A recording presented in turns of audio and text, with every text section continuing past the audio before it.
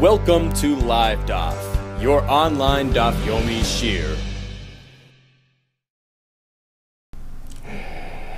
Shalom Aleichem and welcome back to today's Daf Hayomi, Menachos Daf Chaf Aleph. We begin 2 lines off the bottom of Chaf Amud Beis. Ve'ela kro lemutei mai. So yesterday we had a discussion regarding which carbon materials require salting prior to Hakrava.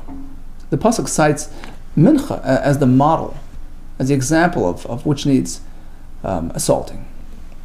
The question is, why do we need that model? Why do we need that example cited to teach us what is included, what's not included? Because what are we going to exclude? So yesterday we discussed excluding firewood, but that's not excluded because we're going like Shitas Rebbe, who holds that if one donates wood, it's treated like any other mincha and requires salting. Another possible exclusion would be dam, to teach us that blood does not need to be salted prior to Hakrava. Says the Gemara, so what is this point of comparing everything to a mincha? What are we excluding? Dam, is it to exclude blood? Well, that's already been excluded based on the other part of the pasuk. It's learned from Me'alman Chascha that teaches only mincha material as opposed to something else. And we choose to exclude blood, which is dissimilar to the mincha, because as we learned yesterday, it doesn't have that added feature. It doesn't have the accompaniment, the firewood that accompanies the blood, which is something that applies to a mincha. In any case, that's been excluded, so blood is out.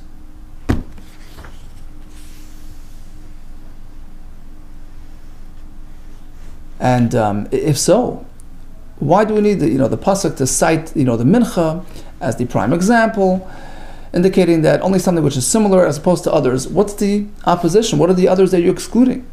Answers the Gemara. Apik eitzim ba'al nesach. The point of the brisa is, in fact, to exclude nesach. Let's leave out eitzim. Eitzim, firewood, as we explained, doesn't need malicha like Rebbe. Rather, we are seeking to exclude nesachim, the pourings of the wine, the oil. That doesn't need salting. And for that, we need that comparison to the mincha, because they're dissimilar to the mincha in the sense that they're not burnt on the fire, etc. The sanya. As we will discover in the following brisa, that nesachim are out. The sanya aval yain, there you go, wine, vadam, blood, va'etzim, firewood, bacteris, okteris, ein turin melach, no salt required. Fine. Now we have a question. Who's the author of this brisa here that excludes all these items like yain, dam, eitzim, and kteris? Mani, Rebbe, is it shitas Rebbe, kasha eitzim? Well, that won't work with eitzim because he requires melich on eitzim, as we learned yesterday. If you're Rabbanon, it's going like the Rabbanon, that eitzim are out, kasha kteris. But what about kteris? Which the Rabbanon told us yesterday is in, and here it's out. Haitanu, we have a third shita, which fits with this brisa. The Sanya, Rabbi Shmuel B'nai, Shel Rabbi Yechon Berko Eimer, Ma Prat Mefurosh. So when the Torah cites an example of something which needs melicha like the mincha, only others that are comparable and share the same characteristics. So according to him, it has to fit the following bill. Number 1, davar shel mekabel tuma. Just like a mincha is mekabel tuma, if it touches tuma, it's susceptible to that. And also va'idul ishim, it's burned on the fire, on the mizbeach. V'yeshnei al mizbeach achitzain, it's placed on the external mizbeach and the azara. Only something which is similar in these 3 realms will share the halacha of melicha. Av kol davar shel mekabel tuma, va'idul ishim, v'yeshnei al mizbeach achitzain, as opposed to all those items. Yotzu eitzim, as opposed to wood, she'en mekabel tuma, they're not susceptible to tuma, they're out. Yotzu dam, blood as well. And also v'yayin din yasachim, the wines, because they're not burnt on the fire. Sheina l'ishim, yatsa keteris, and keteris as well is out. Sheina al mizbeach achitzim, because it's not exclusively on the external mizbeach. Rather, actually, it's never on the mizbeach achitzim. It's always going to be on the mizbeach hapnim, the heichel, so it's out. Okay, so that's going to be the opinion reflected in the brisa cited above. Ask the Gemara. I have another question here. How could you suggest that blood needs to be salted? Because if you salt the blood, the acidic effect has like a cooking effect and renders it unfit for mizbeach purposes. Well, the time of the matikra, apparently the only reason why you don't salt your blood is because of the pasuk excluding it. Right? But otherwise, I would require malicha? I would require malicha on dam? How could you? Given the malcha, once it's salted, nafikle miteres dam, it loses its true blood status. And it's not suitable for application on mizbeach. Dam aziri, amar chanina, dam shebishle, if one cooks blood, generally, eina eider olav, if he eats it, is not chayiv kares, because the pasuk makes that parallel. Don't eat blood. Blood is meant for kapara. Only blood which is suitable for kapara has that consequence, but blood which becomes unsuitable, unfit for hakrava, like cooked blood, if one eats it now, he's not chayiv kares. Rav Yehuda Amar, Ziri quotes Ziri, just as cooking has that effect, salting has a similar effect as well. Dam shemelchay, eina ever olav. Rav Yehuda Didei Amar, he adds another point. Rav Yehuda himself says, Eivaram shetzalan, behelam. Let's say he takes limbs of the carbonate, he first roasts it, and then puts it on the mizbech. Ein b'mishum rech nechayach. That's lacking a fulfillment of the pasuk which says reich nechayach l'Hashem. It's meant to exude that aroma on mizbech. But in any case, clearly salting blood disables it from akrava. So why would you think to salt it? I would think mishtebe mashu. Perhaps you just sprinkle it a little bit, mitzvah ba'alma, just in fulfillment of this requirement. Kamash, one of the points is you don't even do that. So certainly heavy salting wouldn't make sense, but perhaps a slight sprinkle which doesn't have that cooking effect. The answer is no. Gufa, let's go back to this sort of side point we discussed about cooked blood. Amar ziri, amar chanina, dam shebishli eino iver olav. Okay, so cooked blood loses its status. Yosef Rava, the Rava was sitting and saying over the halach. I had a question on this from a brayso. Suppose a person warms up blood and congeals and then eats it. Or the opposite. He takes fat, which is a solid, and he dissolves it and eats it, and then swallows it. Chayav. He's still liable to all the liabilities of these, forbidden matters. So clearly, even cooked blood is still considered proper blood regarding Isser. You're telling me it's not? The answer is it depends how it was cooked. Lakash, kan shehik babur. He cooked it up and congealed it using real fire. That's irreversible, and that changes its status. Kan shehik babachama. The other Bryce is speaking that it was cooked up in the sun. That's reversible, so it doesn't lose its status. The Gemara explained, or using real fire, it will never return to its original state properly, as opposed to bachama in the sun. Hadar will go back. Says the Gemara, but even bachama was done by way of solar heat. Nami, we should still say lema hoil ve'itchi itchi, once it was rejected during the point that it was congealed. While congealed, it was rejected from carbon use. Itchi, so now it should be rejected permanently and lose its status. So although you can technically reverse it, but during its solid state, it lost its suitability for akrava, and hence Isser as well. He asked the question, Rabbi Yechanan, Dam shekarash v'achlei, congealed blood that was eaten. Ma, what's the status? Amalei, too late. Once it's congealed, it's unsuitable for akrava and loses its Isser status as well. Ishtik remained silent. He didn't have an answer. Amalei. So the questioner responded, you know what? Maybe I can offer a solution. It depends which blood we're talking about. Dilma. He says like this. The blood of an internal chatos, that needs to be in its liquid state to be suitable, because you have to dip your finger in it, otherwise it loses its status and loses its isra. But blood of a chatos chitzoina from the azara, and certainly just a regular mundane, animal, that blood even if it was congealed at a certain point, it will not lose its status.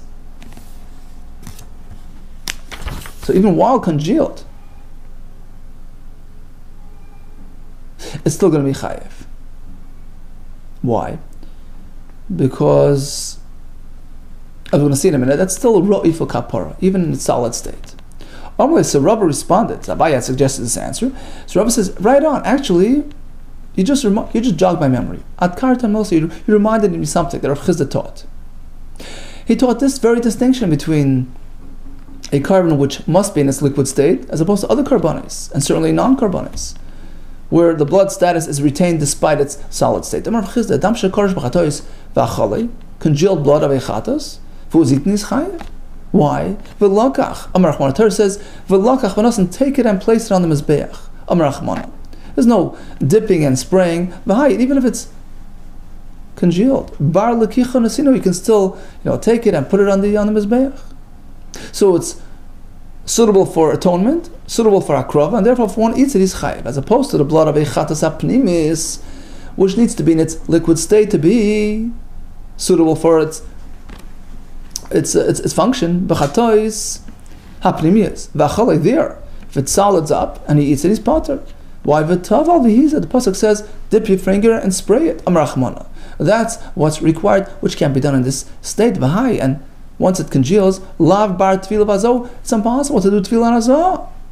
So only in this case, and in this case only, do we say congealed loses its status. Rav Didei Amar, but Rav himself, quoted of Chizda, actually disagreed. He says, guess what? Let's extend this further.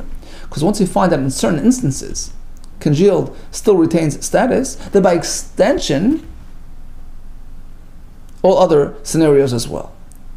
Rav Didei Amar, filu b'chatois hapnimis v'achalei chayiv, even congealed internal chatas blood is chayiv if one eats it. Hoilu kinegdoi roi b'chatois hachatois. Since this very scenario, in a parallel setting, i.e., an external chatas would be roy for a kapara, so this variation of blood, even congealed blood, is found to still have retained its status, and therefore, in this case as well, it's considered full-fledged blood. Amar Papa. Said Rav Papa, if so, we'll take it a step further. Since we draw parallels, and once we find it suitable in one state, it retains its status all over. Imagine blood of a chamar, a non-kosher animal, which is even right for carbon to begin with. And furthermore, it was congealed. And he eats it, he's chayiv.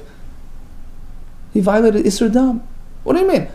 Donkey blood, it's not right for kapara. Certainly when it's congealed, no, but since we find this very type of thing in a similar state is here as well. Since in a corresponding parallel scenario, it's roy,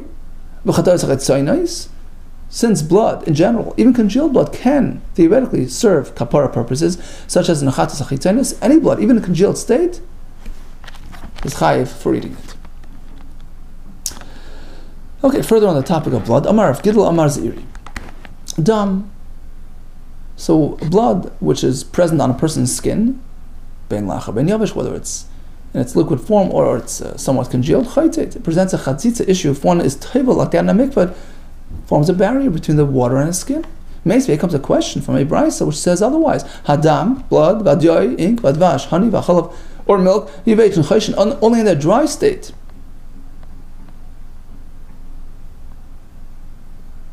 They present a chatzitza, lachan ein chaytzim, but in their liquid state they do not present chatzitza issues. Whereas Rav Gidl just quoted Ziri, bein lach, bein yavish chaytzis, whether it's dry or wet, it presents a chatzitza.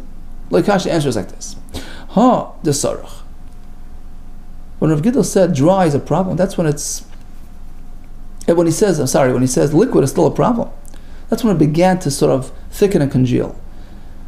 And that's enough to present a problem. Ha the sarach. When the brisa says lach, liquid is not a problem, that's when it's totally in its liquid state without, any form of, any element of congealment. Okay, back to Hilchos Melicha on the carbon. The pasuk says, your carbon should be salted. V'chol carbon menachoscha b'melach, with salt, timlach, you should salt it. Sounds like it's a redundancy, like a repetition. What's the point of timlach? Also, what's that pasuk teaching us? Because the Sanya asks for the following price. If it only says the word b'melach, yachal tubuneu, perhaps tubuneu would be the proper approach. Which the Gemara says, meaning, you pile it up, you layer it up with much salt. Tamulayma timlach comes back and the pasuk says timlach, you don't need that much. On the other end, the timlach, if only the second pasuk, yachel me'melach, perhaps salt water is enough. Tamulayma ba'melach, actual salt is required. The pasuk continues, melach, don't suspend the salt. What's the point of this? Have melach she'en, bring the type of salt which never rests. All throughout the year, throughout all the seasons, it's produced 24/7, that's basically sea salt. Ve'ezoi, what type is that? Zu melach staimis. Sea salt. So in this context, we're calling all sea salt melach staimis, even though melach staimis is a very specific type of salt, perhaps connected to stein. But in any case, here it's just a reference to sea salt, that type, which is constantly being produced by the sea. That's the type you meant to use.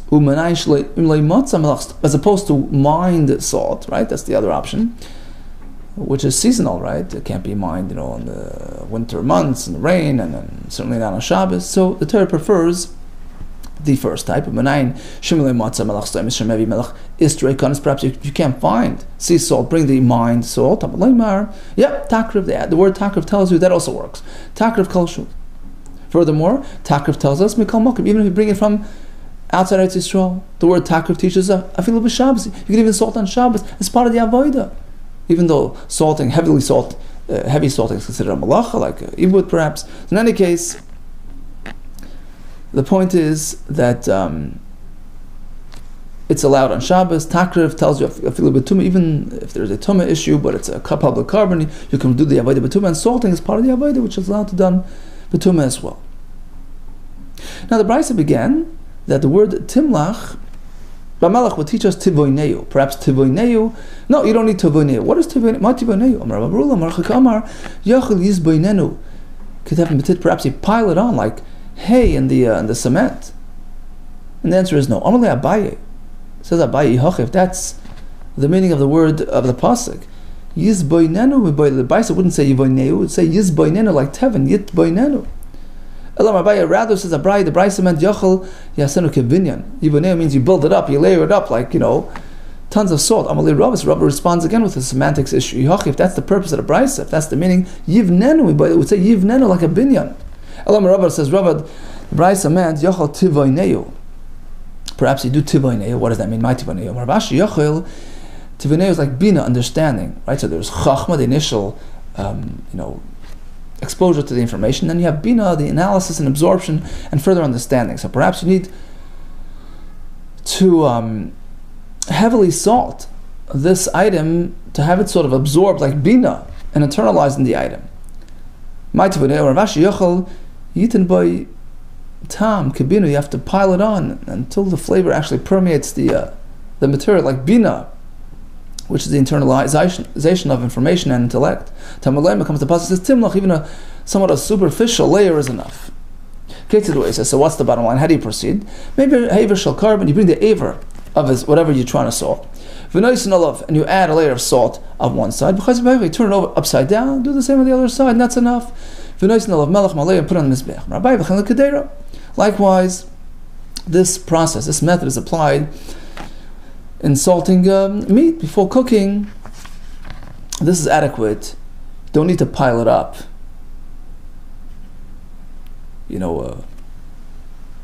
Indefinitely with salt. Tana Rabbana.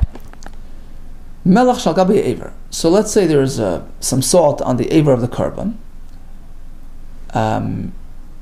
What's the status of that salt? If one takes it off and uses it, he's committed me'ilah because the salt is one and the same as the carbon. However, shal gabi kevesh. You find a granule salt on the ramp up to the mizbeach. Or on top of the mizbeach and melon, but there's no me'ilah there because it's no longer fit for use. It fell off. It's on the floor. V'amar Mas, the micro, was a source that the salt on the carbon material is considered like the carbon itself regarding me'ilah. You craft them l'fnei Hashem v'shlicha kanem aleim melach. The kanem add salt. V'helu oisam, they bring them both up. The item and the salt. Apparently, they're both considered oil Hashem, and there's me'ilah on both. Then also we have a Mishnah in Meseches Shkolim. So the Bezdin established a system ala melach, ala eitzim, the public salt supply, and the public firewood supply. Who can partake in those? Sheyu kehanim ne'osim, the kehanim can take them. Amar Shmuel says, Shmuel, you know what for what? They can't just take it for personal use. It's only true of the karbanim, to process their karbanis. They can apply public salt and use public wood.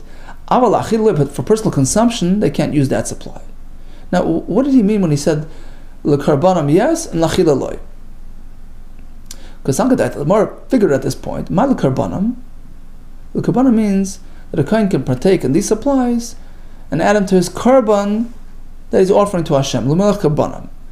But lachila, that's out. What does lachila mean? Lachila is kachim. Even when he's eating, consuming karban materials, he can't add salt, etc. to that. Says the Gemara, it's inconceivable that a kohen cannot partake in the public salt supply for his own for the portion of the karban that he's consuming. Because hashta lam loyach oirois kachim yavinam, we allow them to take salt and to process the hides, the skins that they get of the karbanos, which is mamish chulin. We let them take yavin, we give them lachilas kachim yavinan. We won't give them some salt to have their portion of the karban, to add salt, which is actually part of the avodah. It's a mitzvah to eat it. It completes the kapara, right, of the owner. So why won't you let them take salt for that?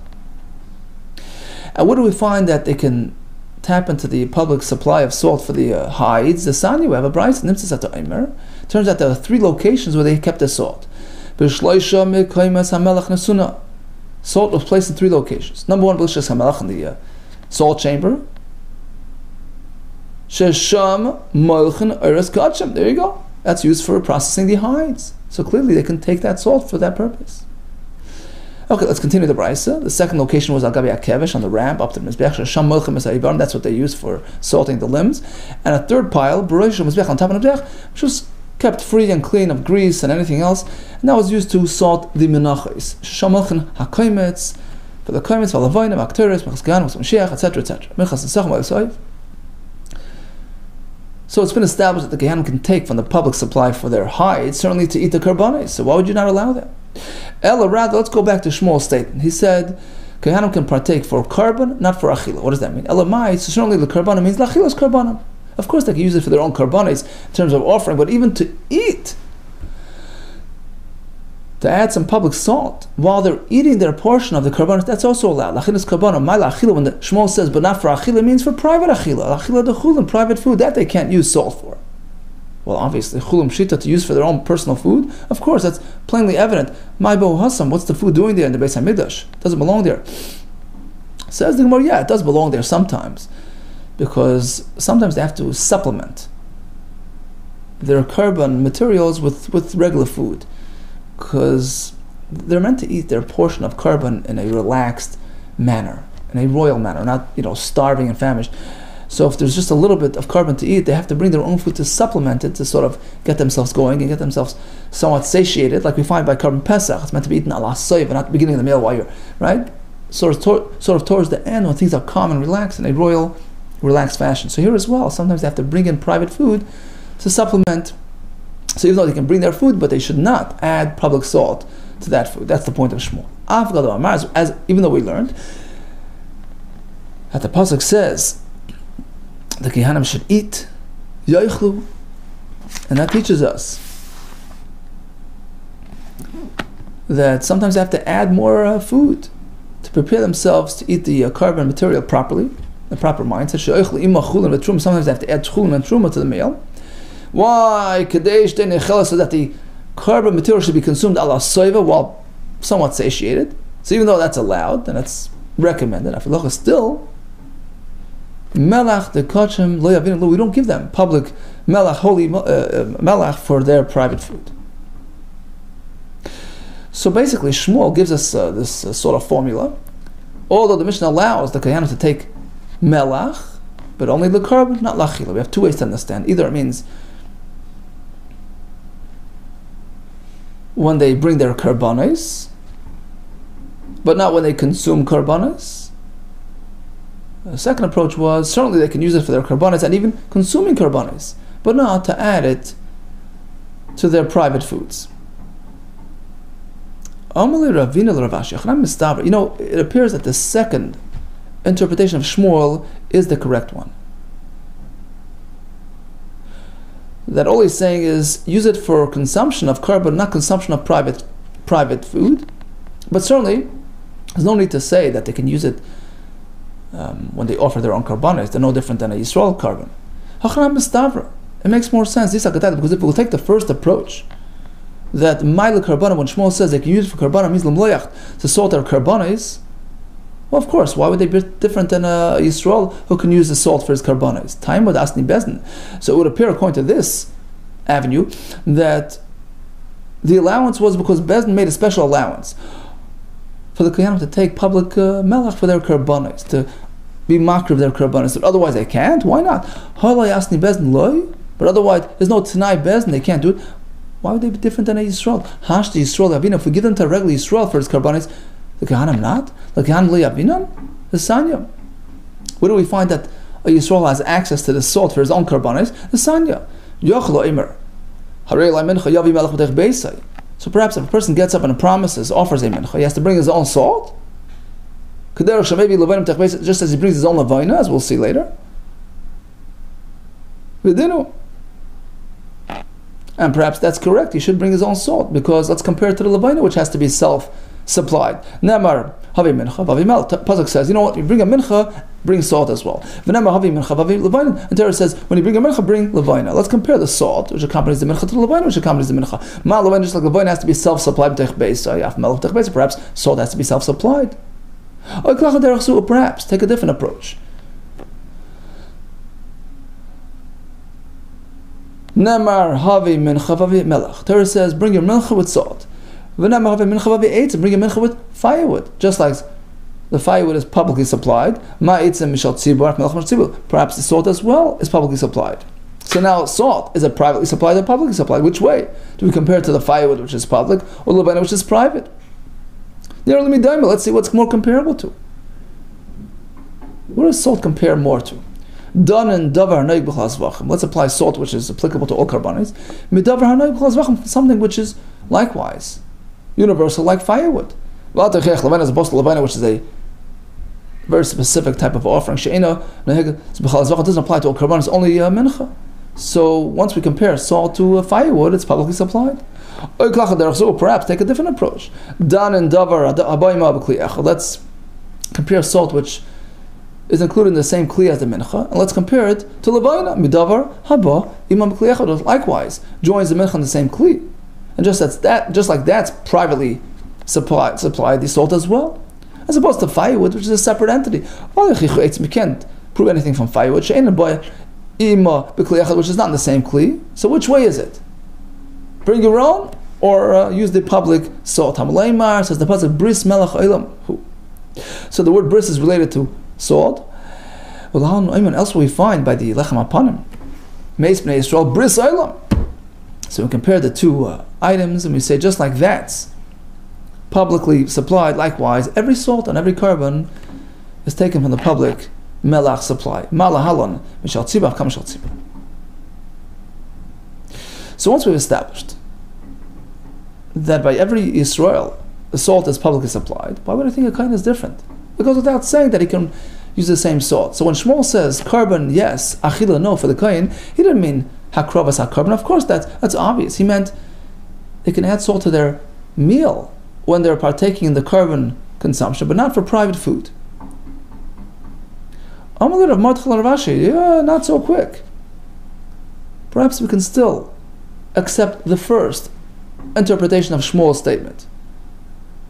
A kohen could partake in public salt for karbanis, his own karbanis. Why would I think otherwise? The answer is because he doesn't contribute to the fund. He doesn't pay machzah shekel.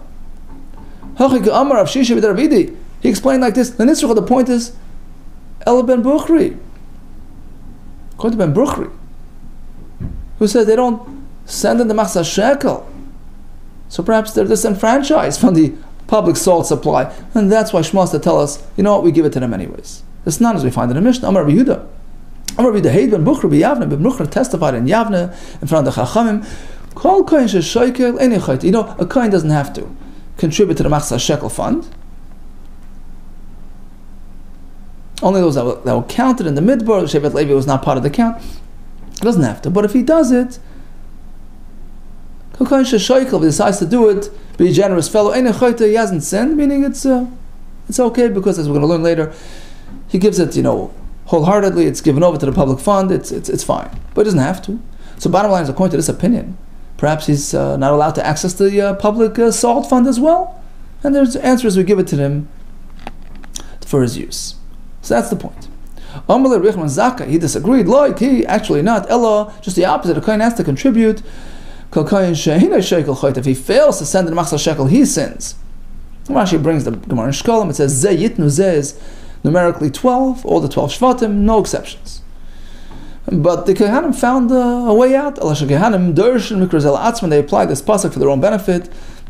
So they found a pasuk to source their non-contribution. The pasuk generally says that a mincha that a kohen brings is fully burnt in the mizbeach. So their argument is, look, if we're going to contribute to the public fund, which is used partially to buy menachos, right? The korban ha'omer, shtei alechem, the champanon, all these are menachos. Shelanuhi, if we contribute to the funds who are partial owners, you're going to have a problem on hand. How are you going to eat those menachos?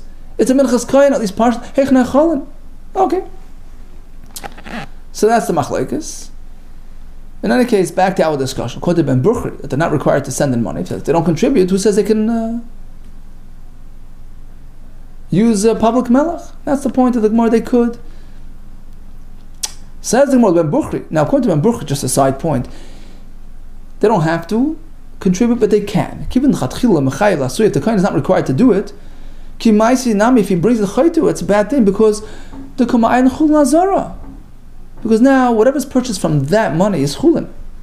And that's being used in the Azara for korban. The answer is the maisi masalon letzibur. The answer is when he sends in the money, he gives it wholeheartedly. It doesn't remain his. He's giving it over as a public donation. And now, it can be incorporated into public fund, and it's okay. Okay, so based on this whole discussion, according to Ben Bukhri, that a kohen is not required to send in money and pay for the korbanos. Perhaps I would think, if so, when the Torah allows an individual owner to use that salt, as we had in the pasuk before, right? Right?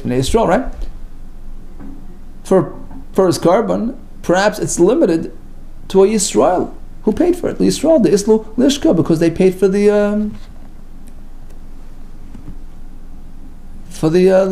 salt in that chamber. The Kehanim less lulishka, but the Kehanim who haven't, right? The Yisrael who Rashi says send in the shkolim for the lishka where they put the shkolim. So basically, you contributed to the fund you get, but the Kehanim who hadn't contributed, the Kehanim less lulishka, perhaps Torah didn't give them the rights to access the public salt. Comes the halacha of Shmuel and says no. The Bezdin established it all around that the Kehanim, just as the Yisrael, can partake in the salt for the korbanos. Okay, so bottom line is, we have a Tanai Bezdin, that the melech is accessible to the Kehanim as well. Shmuel says only for korban purpose, not for achil. We have two ways to understand. Either the point is to allow them for korbanos, which perhaps they wouldn't have a right to do otherwise, but not for achil of korbanos. Whereas according to the second approach, of course they can use it for korbanos. The point is even for achil of korbanos, but not for achil of chulin. We established that